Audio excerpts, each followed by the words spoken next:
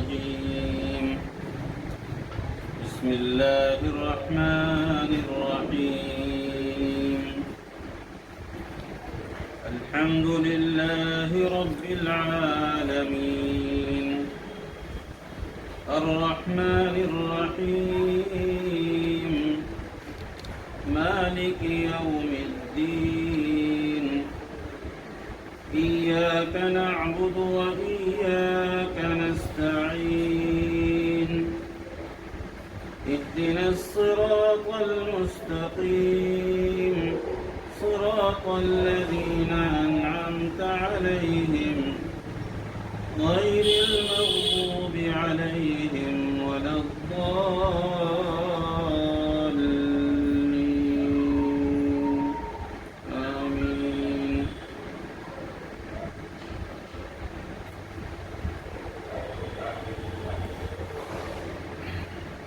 بسم اللہ الرحمن الرحیم شروع اللہ کے نام سے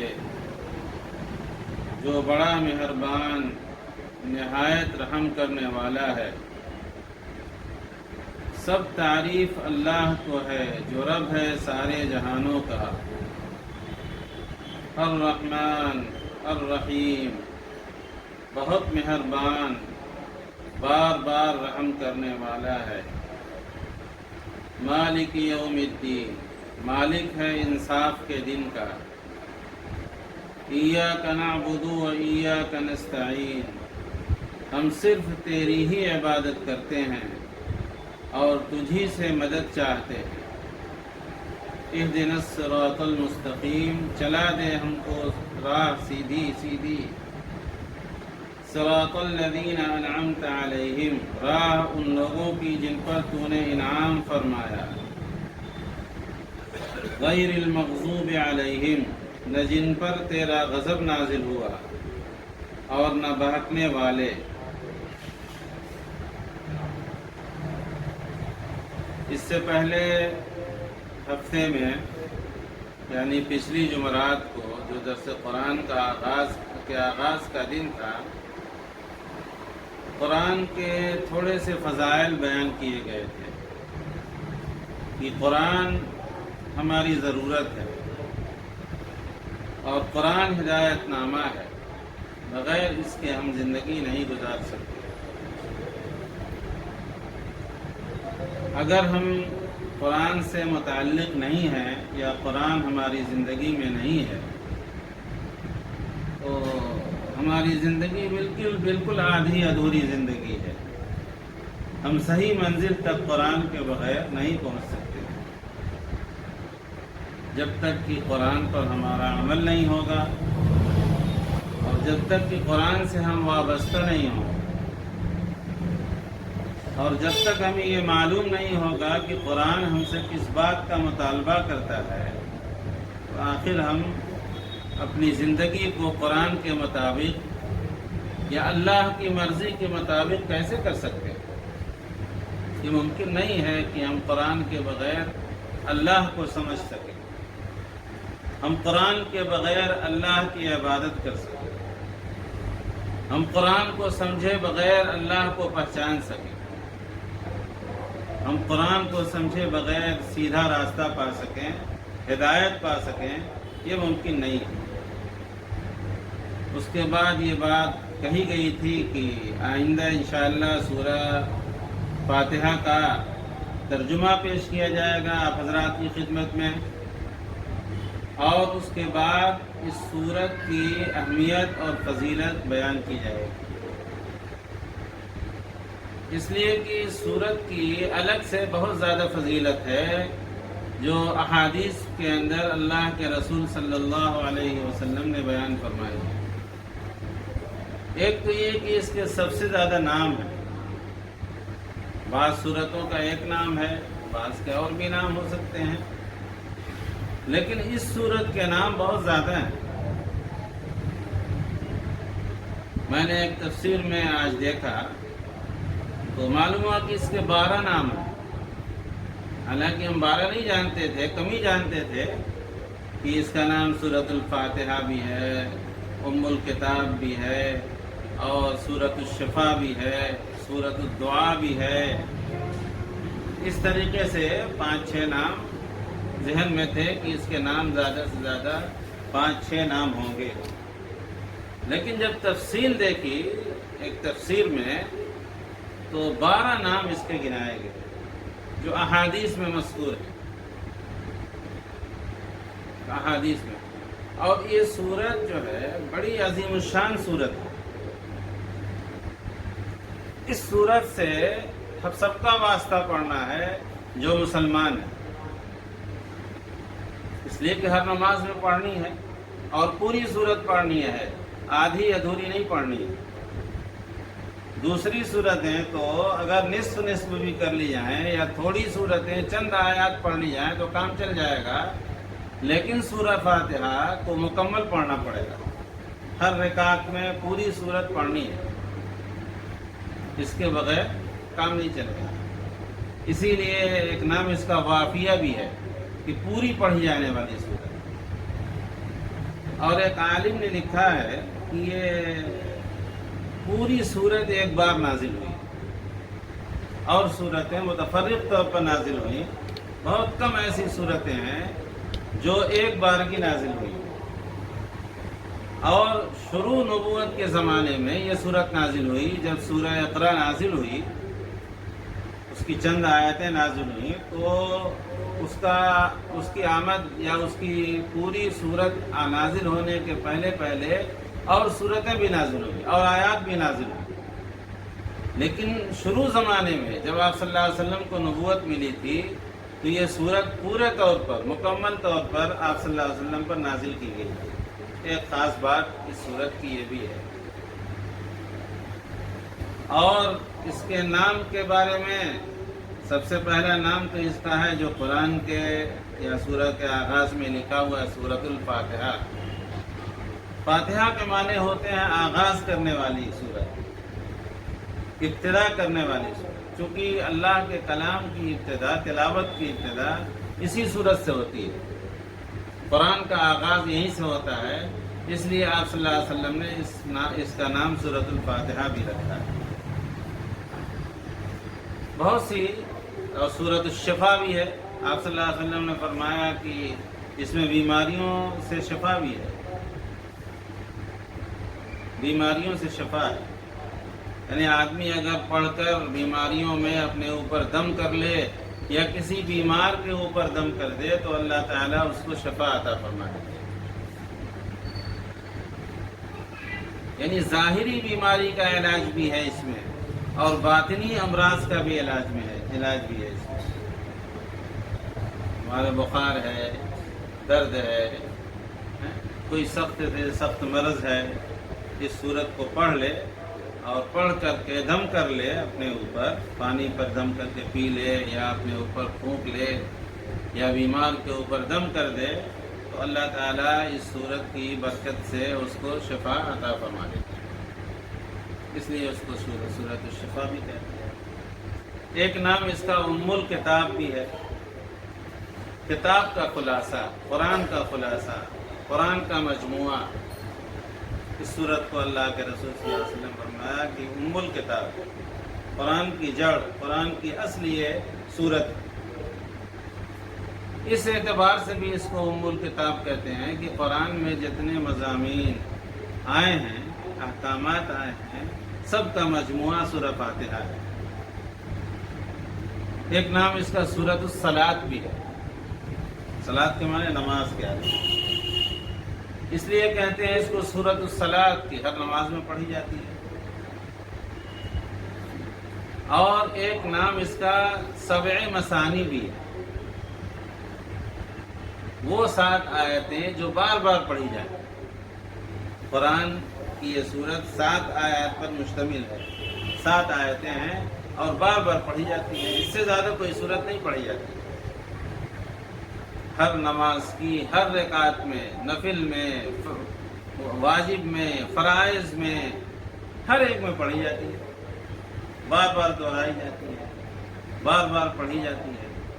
اس لیے اس کو سبع مثانی بھی کہتے ہیں. وافیہ بھی بتایا تھا کہ اس لیے جب بھی پڑھی جاتی ہے پوری پڑھی جاتی ہے. نماز میں آدھی صورت کوئی پڑھے نماز نہیں ہوتی. پوری صورت، اور صورتوں کی چند آیتیں پڑھ لیں نماز ہو جائے. اور سورۃ الشفا بھی بتایا. اساس بھی نام ہے. اساس کے معنی ہوتی بنیاد، کسی چیز کی بنیاد کو اساس کہتے ہیں. قرآن کی بنیاد ہے، قرآن کا آغاز ہے. اللہ کے کلام کی بنیاد سورہ فاتحہ سے شروع. ہر چیز کی ایک بنیاد ہوتی ہے. سورہ فاتحہ کی بنیاد، دنیا کی بنیاد کہتے ہیں مکہ مکرمہ ہے. وہیں سے زمین پھیلی، وہیں سے زمین کا آغاز ہوا. اسی طرح قرآن کا آغاز سورہ فاتحہ سے ہوتا ہے، اس لیے اس کو سورۃ الاساس بھی کہتے ہیں. اور ایک نام اس کا رقیہ بھی ہے، دم کرنا. رقیہ کے معنی ہے دم کرنا، اس کو پڑھ کر دم کر لیا. بعض موقعوں پر اللہ کے رسول صلی اللہ علیہ وسلم نے فرمایا، کسی سے کوئی کہا کہ ہمارے فلاں بیماری ہے، کہا کہ اس کو پڑھ کر دم کر لیا. پڑھ کر دم کر لیا. اس طریقے سے مختلف نام اس کے ہم نے آپ کے سامنے ذکر کر دیے کہ اس کی فضیلت معلوم ہو جائے، اس کی اہمیت ہمارے سامنے کھل کر آ جائے کہ سورہ فاتحہ جو ہم رات و دن پڑھتے ہیں یہ کوئی معمولی صورت نہیں ہے، یہ بہت غیر معمولی صورت ہے. یہ بڑے کام کی صورت ہے، بڑی عظیم الشان صورت ہے. اس کو کوئی معمولی صورت سمجھ کر یوں ہی نہیں، بلکہ اس کو تو پڑھتے ہی رہنا چاہیے. ہر مصیبت کے وقت، ہر پریشانی کے وقت، ہر بیماری میں. یہ ضروری نہیں ہے کہ کوئی مولوی صاحب آئیں گے اور وہ سورہ فاتحہ پڑھیں گے اور وہ پھر دم کریں گے. نہیں، گھر کا آدمی اپنے گھر کے لوگوں پر دم کر لے، اپنے اوپر دم کر لے. اللہ کے رسول صلی اللہ علیہ وسلم خود پڑھتے تھے، معوذتین پڑھتے تھے اور اپنے اوپر دم فرماتے تھے. وہاں تک ہاتھ پھیرتے تھے جہاں تک ہاتھ جاتا تھا، سر سے شروع کرتے تھے. جب بیماری کی حالت تھی تو حضرت عائشہ صدیقہ رضی اللہ عنہا سے فرماتے تھے کہ معوذتین پڑھ کر میرے اوپر دم کر دو. خود آدمی لائق نہ ہو. ہم کسی کے محتاج نہیں ہیں، عالم کے نہ محتاج ہیں، نہ اور کسی کے محتاج ہیں، نہ فلاں کے. ہم تو اللہ کے محتاج ہیں. اللہ کے سب بندے ہیں. اللہ تعالیٰ نیکوں کا بھی رب ہے اور اللہ تعالیٰ گناہگاروں کا بھی رب ہے. سب سے اللہ تعالیٰ اتنی ہی محبت کرتا ہے. یہ ضروری نہیں ہے کہ آدمی سمجھتا ہے ہم بڑے گناہگار ہیں، ہم کچھ نہیں کر سکتے، ہم سے کچھ نہیں ہوگا. نہیں، یہ اچھی بات نہیں ہے. بلکہ اللہ سے تعلق سب کو قائم کرنا چاہیے. اور اللہ کا بندہ ہم سب اپنے آپ کو اللہ کا بندہ سمجھیں اور یہ سمجھیں کہ اللہ سے ہم کو مانگنا ہے، دعا اللہ سے کرنی ہے، حاجت اللہ کے سامنے رکھنی ہے، ہاتھ اللہ کے سامنے پھیلانا ہے. اللہ تعالیٰ ہماری بھی سنتا ہے، اللہ تعالیٰ سب کی سنتا ہے. اس لیے کہ وہ سب کا رب ہے. وہ امیروں کا بھی رب ہے، غریبوں کا بھی رب ہے، صحت مند کا بھی رب ہے، بیمار کا بھی رب ہے، سب کا رب ہے. گناہگار کا بھی رب ہے اور نیک اور صالح لوگوں کا بھی رب ہے. اس لیے نہ چھوڑ دے آدمی کہ ہم گناہگار ہیں، ہم اللہ سے کیا مانگیں، ہم اللہ سے دعا کیا کریں، ہم اللہ کے سامنے اپنی حاجت کیا بیان کریں. اس لیے کہ ہم جتنی اپنی ضرورت اللہ سے کہہ لیں گے، کوئی دوسرا آدمی نہ اس کیفیت کے ساتھ کہے گا اور نہ ہماری جو ضرورت ہے جس انداز میں ہم پیش کر سکتے ہیں اللہ کے سامنے، کوئی پیش نہیں کر سکتا. اور اللہ تعالیٰ دلوں کی کیفیت کو دیکھتا ہے. اللہ تعالیٰ لوگوں کو نہیں دیکھتا، مانگنے والا کون ہے. اللہ تعالیٰ تو یہ دیکھتا ہے کہ مانگ کیسے رہا ہے، کس طرح مانگ رہا ہے. یہ اللہ تعالیٰ دیکھتے ہیں. اللہ تعالیٰ یہ نہیں دیکھتے کہ کون مانگ رہا ہے، سب کو دیتا ہے. اسی لیے اللہ کے رسول صلی اللہ علیہ وسلم نے فرمایا کہ رب مغبر اشعث لو اقسم علی اللہ لابر. کہ بہت سے پراگندہ حال ایسے لوگ ہیں جن کے بال گرد و غبار سے اٹے ہوئے ہیں، کپڑے پھٹے پرانے پہنے ہیں، لیکن وہ اگر اللہ سے کوئی قسم کھا لے تو اللہ تعالیٰ اسی قسم کو پوری فرما دے۔ ہم سمجھ رہے ہیں کہ بھکاری ہے، ہم سمجھ رہے ہیں کہ یہ فقیر ہے، ہم سمجھ رہے ہیں کہ کوئی حیثیت اس کی نہیں ہے، لیکن اللہ سے اس کا تعلق ایسا ہے کہ اس کا پھٹا پرانا پہننا، اس کا گرد و غبار سے بالوں کا اٹا ہونا، یہ اللہ اور اس کے تعلق کے درمیان حائل نہیں ہے، حائل نہیں ہے، مانے نہیں ہے، اس لیے کہ اللہ تعالیٰ تو دلوں کو دیکھتے ہیں۔ ایک حدیث میں ارشاد فرمایا نبی کریم صلی اللہ علیہ وسلم نے کہ ان اللہ لا ينظر الى صورکم ولا الى اجسادکم ولكن ينظر الى قلوبکم۔ اللہ تعالیٰ تمہاری صورتوں کو نہیں دیکھتا، اللہ تعالیٰ تمہارے جسموں کو نہیں دیکھتا، اللہ تعالیٰ تمہارے گورے پن اور کالے پن کو نہیں دیکھتا کہ کالا ہے مانگنے والا یا گورا ہے، عجم کا ہے یا عرب کا ہے، امریکہ کا ہے یا افریقہ کا ہے، کچھ اللہ تعالیٰ نہیں دیکھتے۔ اللہ تعالیٰ کیا دیکھتے ہیں؟ دلوں کو دیکھتے ہیں۔ وَلَكِنْ يَنظُرُ إِلَىٰ قُلُوبِكُمْ، لیکن اللہ تعالیٰ تمہارے دلوں کو دیکھتے ہیں۔ دل کیسا ہے؟ دل سفید ہے کہ نہیں ہے؟ جسم کالا ہو، لباس کالا ہو، اس سے مطلب نہیں۔ قیامت کے دن اس بنیاد پر فیصلہ نہیں ہوگا کہ ذات اور برادری کی بنیاد پر فیصلہ ہو۔ قیامت کے دن اس بنیاد پر فیصلہ نہیں ہوگا کہ کالے اور گورے ہونے کی بنیاد پر فیصلہ ہو۔ قیامت کے دن اس بات پر فیصلہ نہیں ہوگا کہ کون عرب کا ہے اور کون عجم کا ہے، اس بنیاد پر فیصلے نہیں ہوں گے۔ فیصلے تو اللہ کے ہاں تقوی کی بنیاد پر ہوں گے، عمل کی بنیاد پر ہوں گے، طہارت کی بنیاد پر ہوں گے، پاکیزگی کی بنیاد پر ہوں گے۔ اللہ سے سب سے زیادہ کون ڈرتا تھا؟ بہت عجیب و غریب مسئلہ ہوگا اس دن۔ کوئی اپنے شان و شوکت میں نہ رہے کہ ہم بہت امیر ہیں، ہم بادشاہ ہیں، اور ہم جو ہے عرب کے رہنے والے ہیں، ہم عجم کے رہنے والے ہیں۔ عجم کا رہنے والا بھی اللہ کے ساتھ اللہ کی عبادت کرے، خوب اللہ سے تعلق قائم کرے، خوب اللہ سے محبت کرے، بڑے بڑے عربوں سے آگے رہے گا۔ بلال حبشی کہاں کے تھے؟ حبشہ کے تھے، عرب کے نہیں تھے۔ بلال حبشی گورے نہیں تھے، بلال حبشی کالے تھے، بلال حبشی آزاد نہیں تھے، بلال حبشی غلام تھے۔ اللہ کے رسول صلی اللہ علیہ وسلم نے فرمایا کہ جب جنت پہ جانے کا فیصلہ ہوگا تو میرے اونٹ کی یا میرے اس سواری کی مہار جس پر بیٹھ کر میں جنت میں جاؤں گا بلال کے ہاتھ میں ہوگی۔ بتائیے کہ بلال آگے آگے ہوں گے، اللہ کے رسول صلی اللہ علیہ وسلم شاہ سواری فرما رہے ہوں گے اور بلال لے کر نکے چل رہے ہوں گے۔ کالے کلوٹے غلام جو اسلام لاتے ہیں تو وہ عزت اور شہرت حاصل ہوتی ہے کہ سیدنا عمر بن خطاب رضی اللہ تعالی عنہ فرماتے ہیں کہ سیدنا بلال، اے ہمارے آقا، اے ہمارے سردار، اے بلال، آپ ہمارے سردار ہیں۔ سید کہہ کر پکارتے ہیں، آقا کہہ کر پکارتے ہیں۔ کون؟ امیر المومنین، کون؟ عمر بن خطاب، کون؟ جن کی سب سے زیادہ شہرت تھی عرب میں، سب سے زیادہ دبدبہ تھا عرب کے اندر، سب سے زیادہ ان کو عزت اور شہرت حاصل تھی۔ اللہ کے رسول صلی اللہ علیہ وسلم نے فرمایا کہ نبوت کا دروازہ بند نہ ہوتا تو میرے بعد نبی عمر ہوتے۔ وہ آدمی، وہ انسان، حضرت سیدنا بلال رضی اللہ تعالی عنہ کو جو حبشی تھے، غلام تھے، کالے کلوٹے تھے، کہتے ہیں کہ آقا سید۔ اسلام اپنے ماننے والوں کو عزت عطا فرماتا ہے،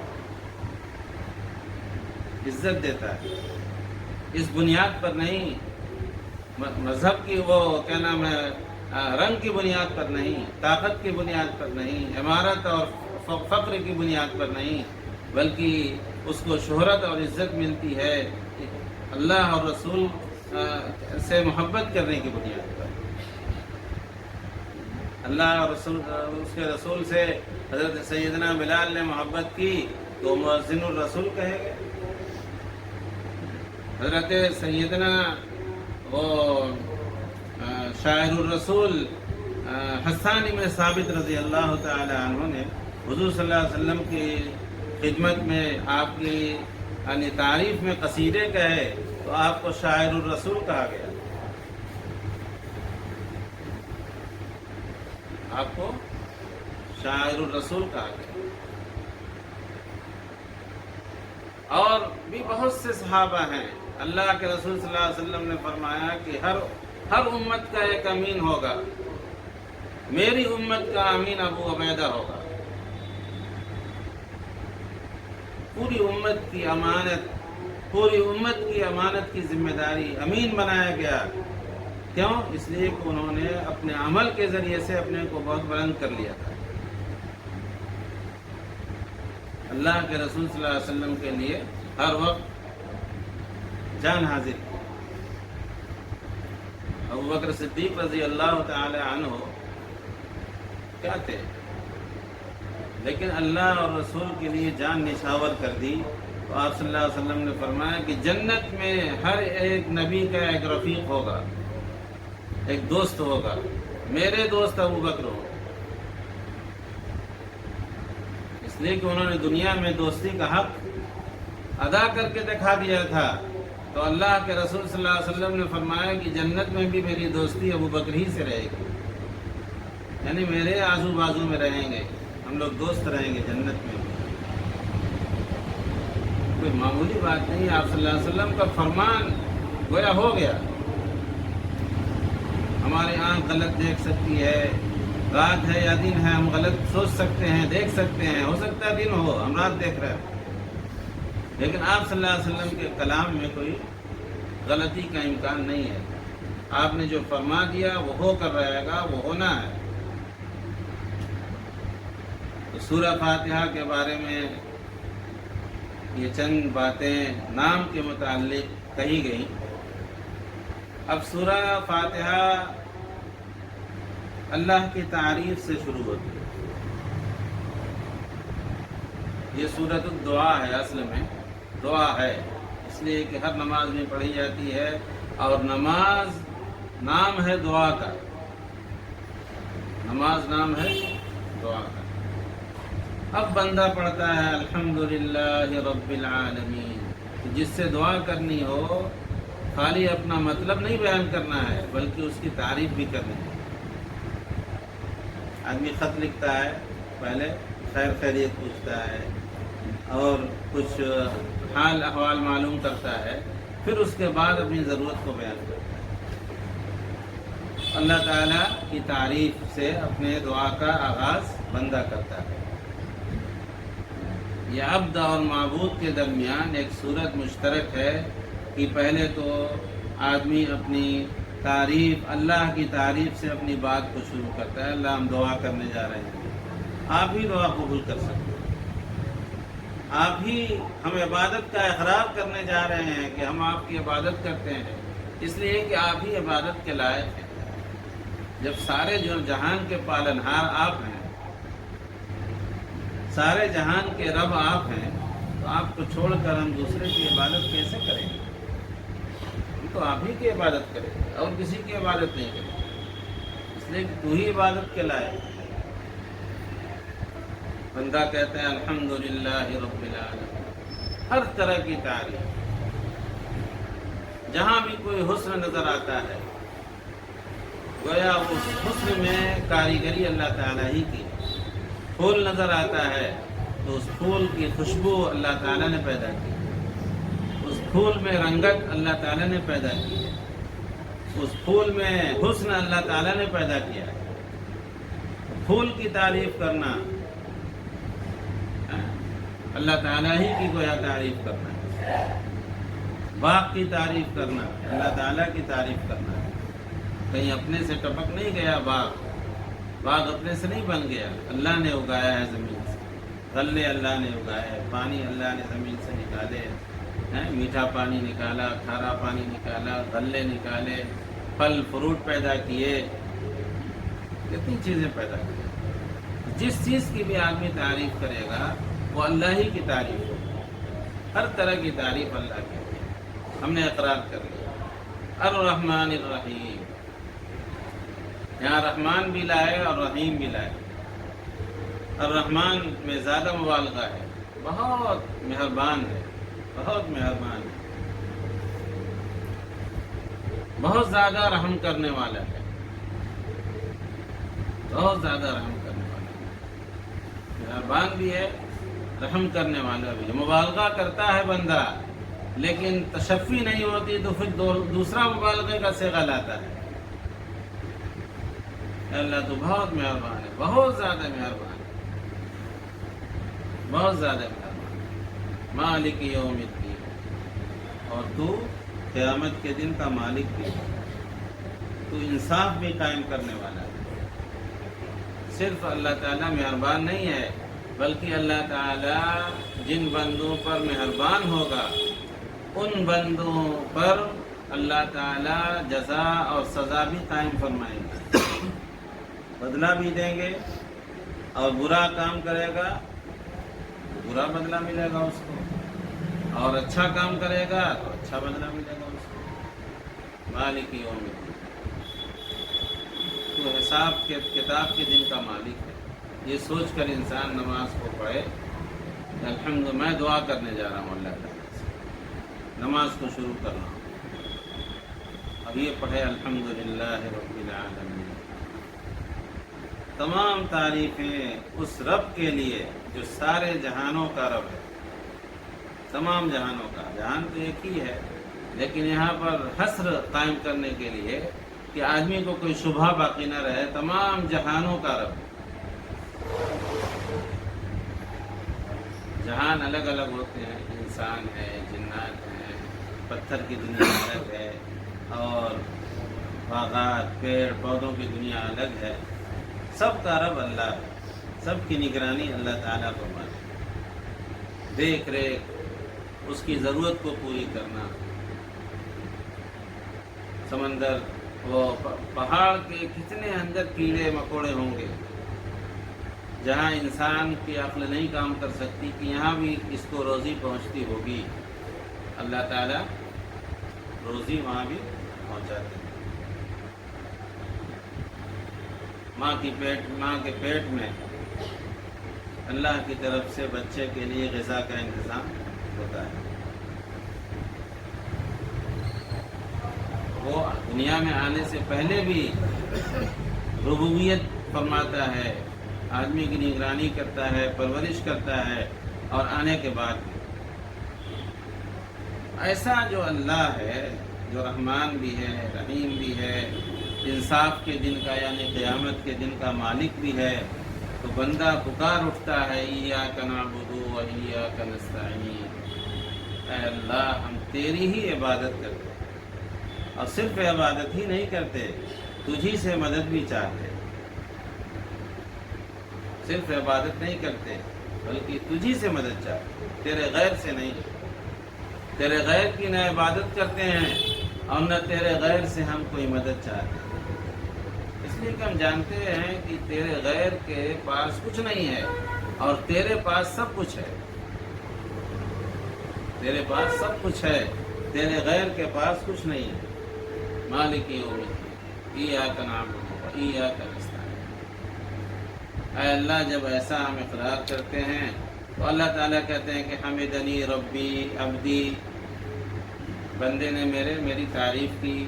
جب کہتا ہے الرحمن الرحیم تو اللہ تعالیٰ کہتے ہیں کہ بندے نے الحمدللہ کہتا ہے تو کہتے ہیں کہ میری حمد بیان کی، اور جب الرحمن الرحیم کہتا ہے تو کہتے ہیں اللہ تعالیٰ کہ بندے نے میری تعریف کی۔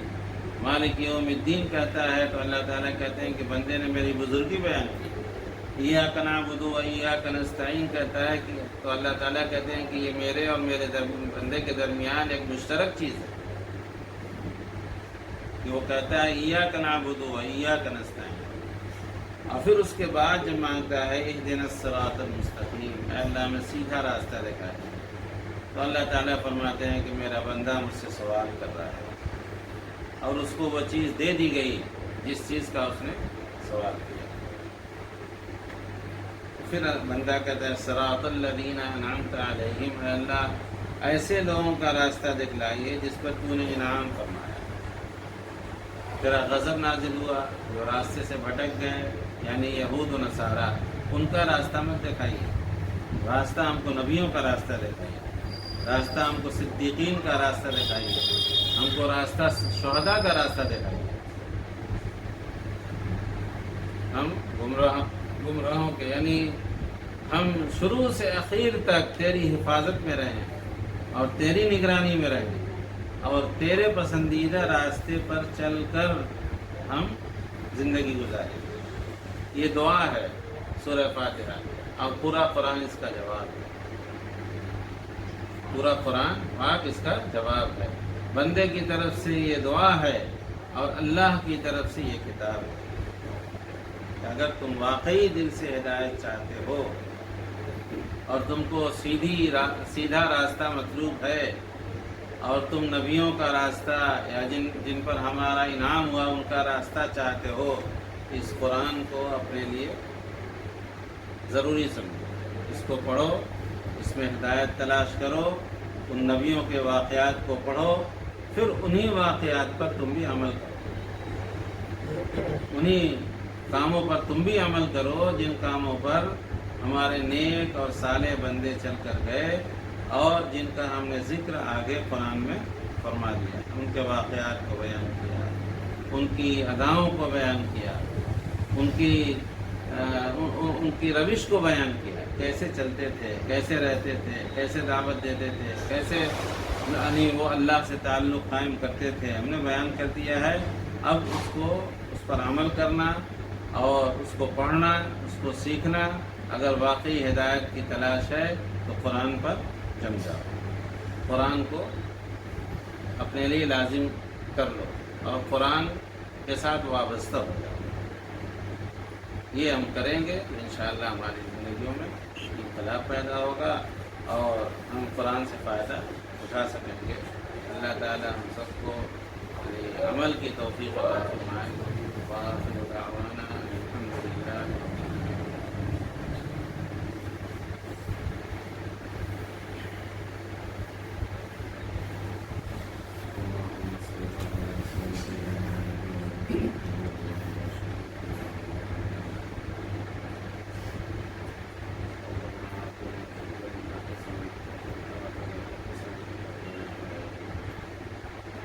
اللهم لك الحمد كما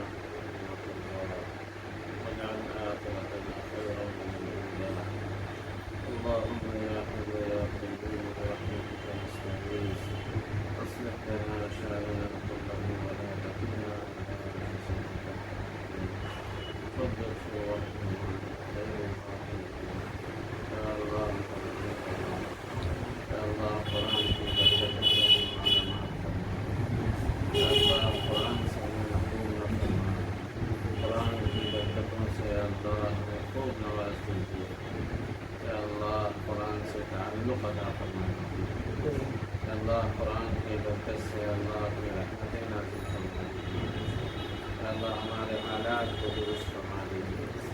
یا اللہ ملک کے حالات کو درست فرما دیجیے.